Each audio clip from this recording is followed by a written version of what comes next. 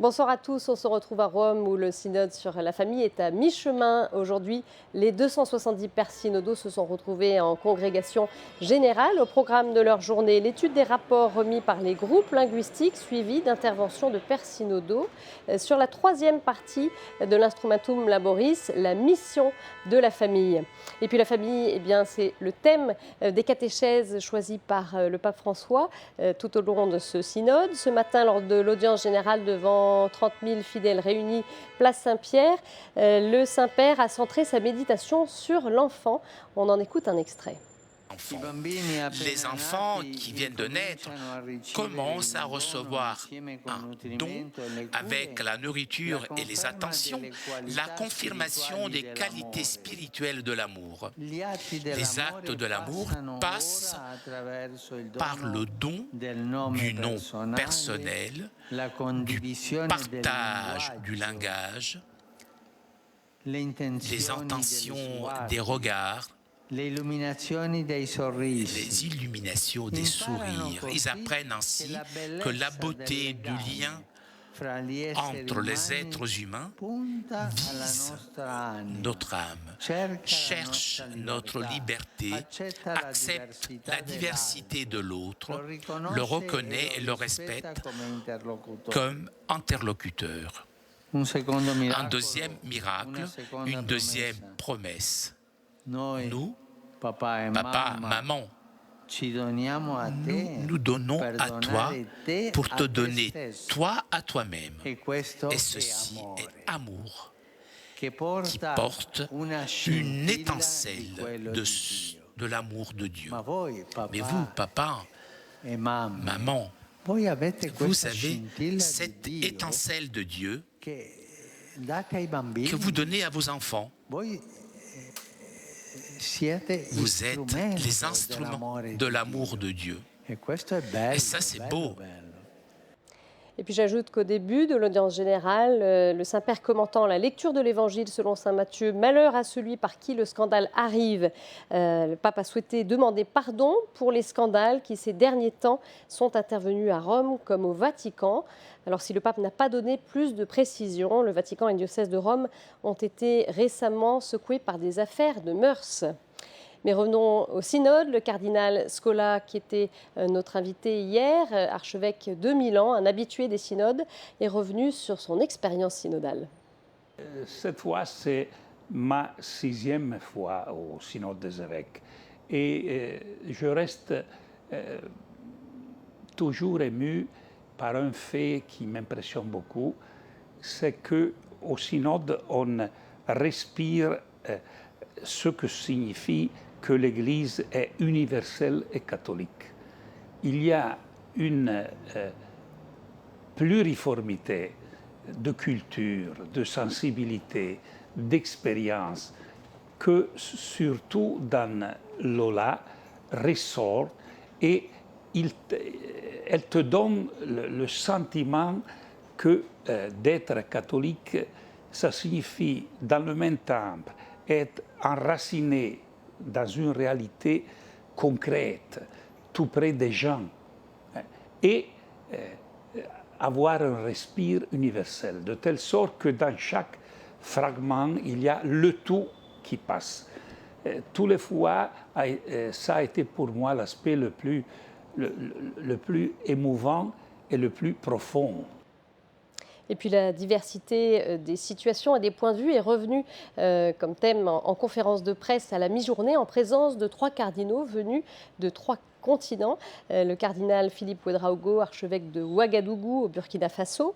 Le cardinal Vincent Nichols, archevêque de Westminster et président de la conférence des évêques catholiques d'Angleterre et du pays de Galles. Enfin, le cardinal Ruben Salazar Gomez, archevêque de Bogota en Colombie. On écoute un extrait de leur témoignage.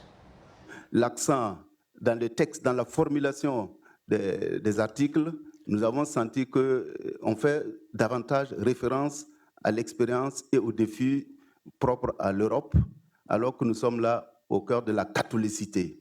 Là, vous voyez tous ceux qui sont dans les pays arabes, ou ceux qui sont en Afrique, ou en Amérique latine, ou en Europe, c'est très diversifié. L'essentiel pour nous, c'est d'arriver à une écoute fidèle des uns et des autres, dans la recherche de la vérité avec beaucoup d'humilité. One of the great riches of Synod is that, for example, we Europeans come to appreciate more and more the riches of the living of the church in other continents, the ressourcement of the church, not just from its European roots, but from these different experiences. So we have listened a lot to the African experience of marriage being between families, not just between individuals. And therefore the richer concept of the social position of marriage. Lo que nos une, lo que hace posible que personas de tantas partes diferentes, de culturas diferentes, puedan sesionar juntos, puedan estar de acuerdo, puedan verdaderamente tener un solo corazón y una sola alma, es la presencia del Señor resucitado. El cristianismo, lo sabemos perfectamente, no es una ideología, es fundamentalmente el encuentro con una persona. Y el hecho de que sea el encuentro con esa persona es lo que permite que desde muchas situaciones muy diferentes se pueda estar totalmente de acuerdo y unidos. Et la rencontre avec le Christ est au cœur des journées des pères synodaux. Tôt ce matin, nous sommes allés rencontrer les pères venus de Belgique. Ils séjournent pendant le synode au Collège pontifical belge. Cet établissement est installé dans la maison générale des Frères de la Charité.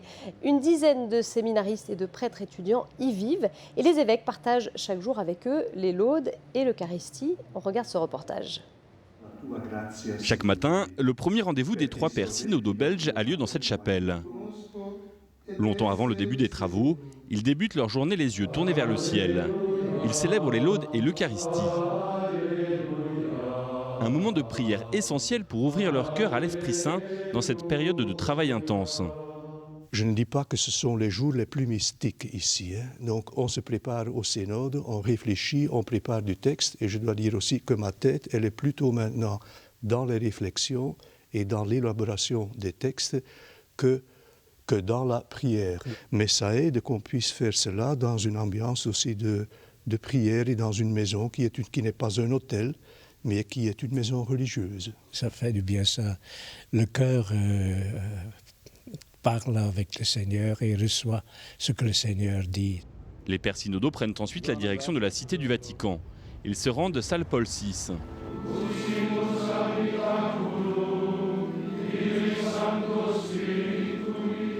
C'est ici que les participants au synode du monde entier célèbrent l'office de tierce.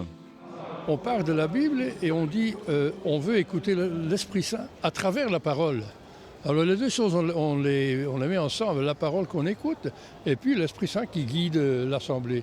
C'est nécessaire parce qu'on ne veut pas qu'on prenne des décisions nous-mêmes, c'est l'Esprit Saint qui va décider.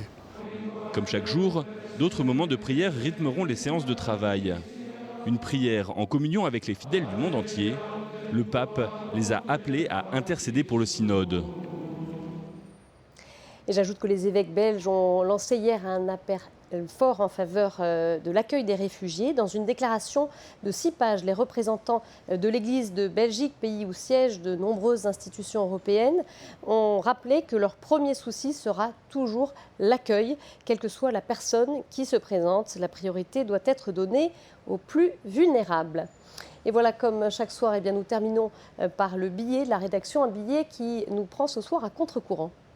Depuis le début de ce synode, on ne cesse d'insister, à raison, sur la très grande diversité d'opinions, de points de vue, de situations, d'expériences vécues parmi les 270 pères du synode. Eh bien, ce soir, et pas seulement par esprit de contradiction, j'ai plutôt envie de vous parler de points de convergence, des points de convergence qui apparaissent nettement à la lecture des synthèses publiées par les 13 Circuli Minores, les groupes linguistiques qui se sont réunis ces derniers jours. Pour bien comprendre, il faut garder 2 choses à l'esprit. D'abord, ces groupes linguistiques ont planché lundi et mardi sur la deuxième partie de l'Instrumentum Laboris, celle consacrée à la vocation de la famille. Autrement dit, qu'est-ce que c'est que la famille.